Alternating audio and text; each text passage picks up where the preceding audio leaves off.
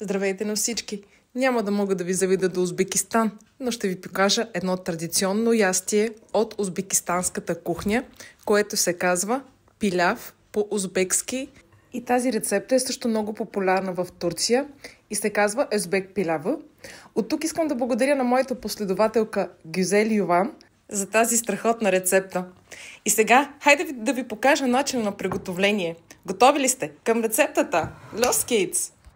Продуктите са един морков, който нарязах на ситно, на пръчици, 500 грама телешко месо, може и ягнешко да използвате, 2 глави лук, нарязани на ситно, 250 грама ориз басмати, 100 грама нахут сварен, кари, черен пипер, кимион, сол, една глава чесън, която просто съм почистила, и по 50 мл зехтин и олио.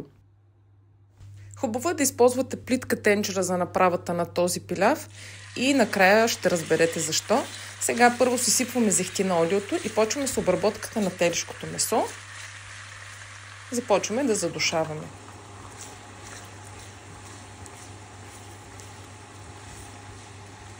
Ще почне да се пени месото, докато го задушавате, но въобще не се притеснявайте и не обирайте с лъжичка, просто разбърквайте, докато омекне месото и почне да се запържва.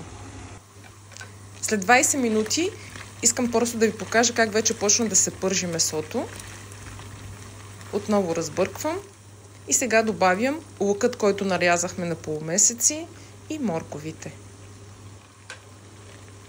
Разбърквам отново, добавям чесъна, намалям котлона и оставам да се задушат зеленчуците. След 15 минути вече са омекнали зеленчуците. Махаме главата чесън, добавяме останалите продукти. Нохута, сол, кимион, кари и черен пипер. Между другото, карито и кимиона придават страхотен аромат на този пиляв и точно тези подправки го правят различен от останалите пиляви. Сега разбърквам отново. Идва ред и на последната съставка, а именно ориза, който вече предварително си измих. Ориза, когато слагате ориза, внимавайте, не разбърквайте. Ориза трябва да остане на повърхността. Това е много важно. Просто слагам ориза и с една лъжичка разпределям, за да е равномерно нанесен от всичките страни и да покрие месото и зеленчуците. А защо не трябва да разбърквате след като сложите ориза? Проявете малко търпение. Ще ви покажа след малко.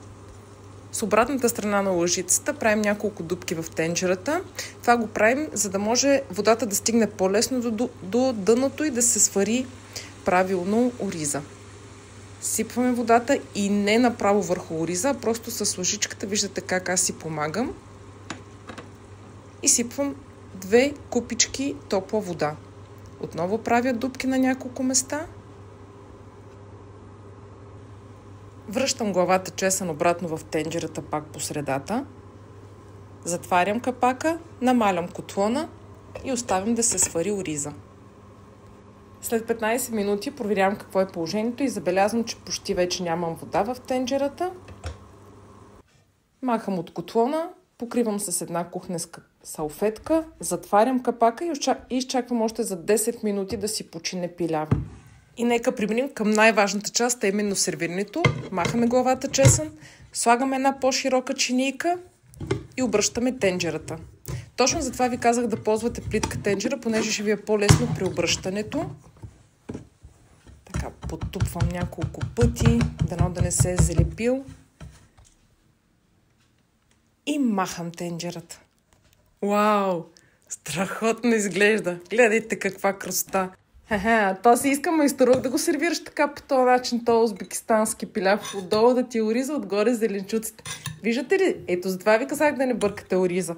Затова ме слушайте малко като ви говоря и като ви давам съвети. Веднага да ме хейтвате. Айде, че искам да си хапна този страхотен пиляв. До скоро!